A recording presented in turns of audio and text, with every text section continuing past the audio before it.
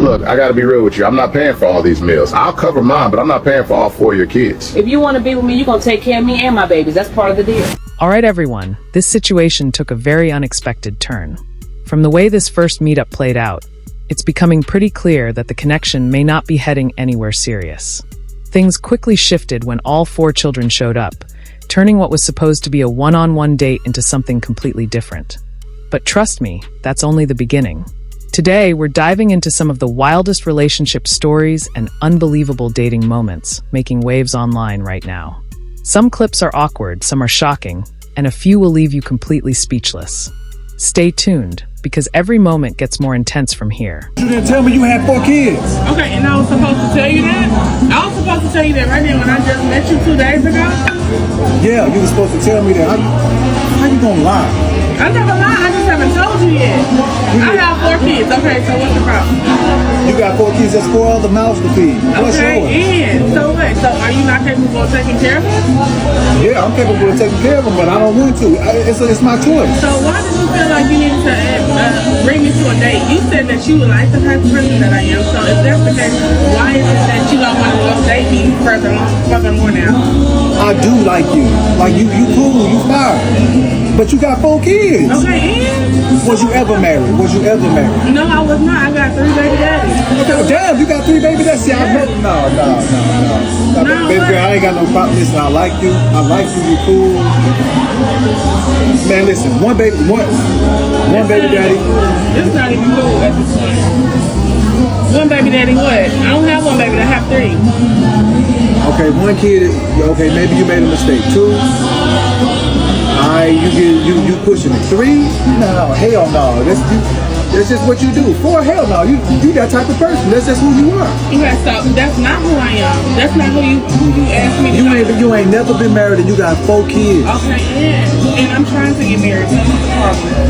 At this point, it's too late. You might well stay with the you with. It's crazy. Listen, you cool. You know what I'm saying? I was gonna pay for the food. That's why I brought you out. I mean. So you not paying for the food now? No, because you lied to me. I don't feel right. This ain't cool. First of all, you gonna pay for the food. I'm not paying for nothing. I'm not paying for nothing. You might well go on ahead and call one of your baby daddies. Yeah, I'm leaving. Wow. Now, putting everything else aside, there's clearly a bigger conversation people could have about raising 4 children while never being married. But that's not even the main point catching attention here. What really stood out was the lack of communication before the date even happened. From the reaction we're seeing, it genuinely looked like this man had no idea he was walking into that situation. And for many viewers online, that surprise completely changed the tone of the entire meetup. My date just walked out on me within 30 seconds of seeing my face. He saw me, he said, I'm gonna go to the bathroom. He also, when he saw me, I was with Francesca, her boyfriend, and Nick. So like, not the best look, like situation-wise, but he kind of snuck up on me. He was like, I'm gonna go to the bathroom. He never, yeah, no, he walked in, like. It really confuses me when people are confused as to why someone did something. Y'all agreed to go on a date. That man shows up to the date. There's you, your female friend, and 2 male friends. Not only is it a group of people that he does not know, but it looks like y'all are already on a double date. And you're confused as to why he did not want to stay. I swear some of y'all are stupid. Next time you go on a date with a guy, maybe don't show up with a group of people that this man does not know. And if it is going to be a group thing, at least tell him ahead of time, so that way he's not surprised when he pulls up to the date. I can understand why the man at the end reacted the way he did. From everything shown in the clip, it really didn't seem like he expected a group outing, a family meetup, or anything beyond a simple first date.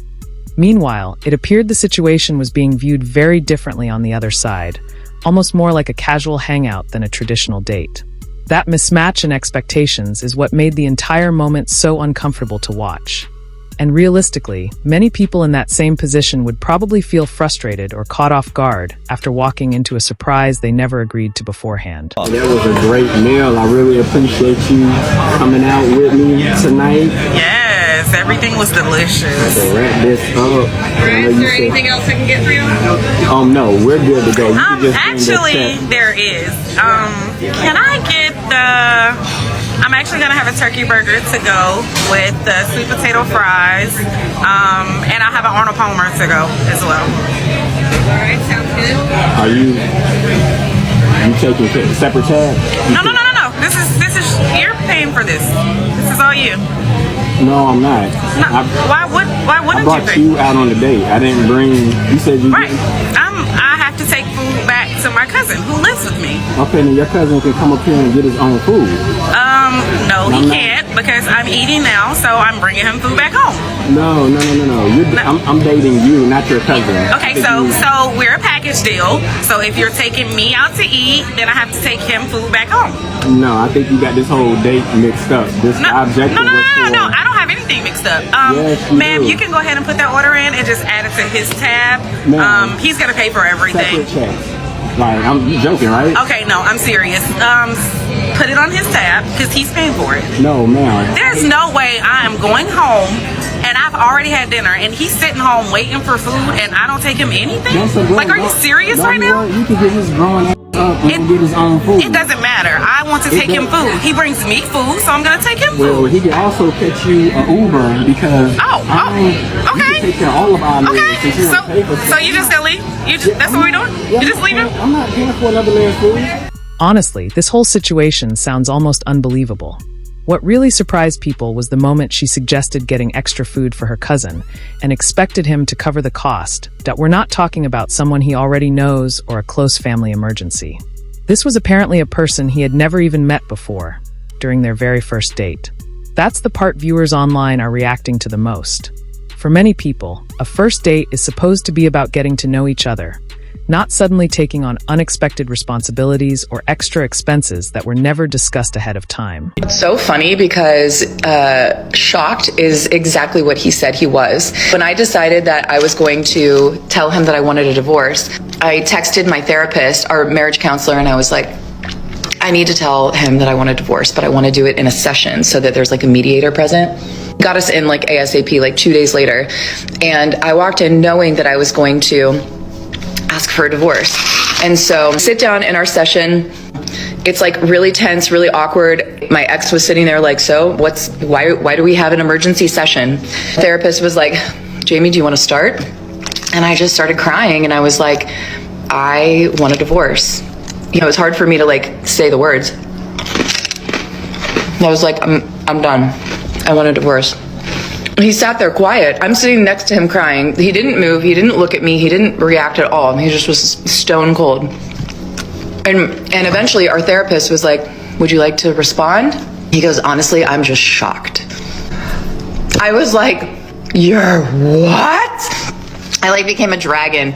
And I know, and I want to be clear, our marriage deteriorated because of both of us. It was not his fault. We both became toxic versions of each other, of ourselves, and we both, led to the demise of our marriage. It's okay. We both were complicit in that. But I'm thinking like, we've been in therapy for 2 years and we're actually worse now because we're both growing separately and we're not growing back together. Like you cannot, I was stunned that he would say shocked instead of like, yeah, I get it. Take the mask off for a minute and just acknowledge that this has been not fun for anybody and this has gotten worse. And I was like, this has happened, this hasn't happened, blah, blah, blah. And I just said, honestly, if you are shocked, then you are not paying attention. And that just tells me everything that I need to. Her husband admitted he was surprised by the conversation, but judging from the way she described his reaction, it didn't exactly come across like pure shock. If anything, he may have felt a sense of relief that the topic was finally brought into the open. And when you really look at the situation, people online are pointing to the bigger issue here. If a couple has spent more than 2 years in therapy without seeing meaningful progress or improvement, eventually difficult decisions start to feel unavoidable at some point. Many would argue that staying stuck in the same cycle becomes more exhausting than finally deciding to move forward separately. A woman took a man shopping at Louis Vuitton on their second date, and the man later responded in a clever way. Before this, the two had only been on one casual date, which the man said went well.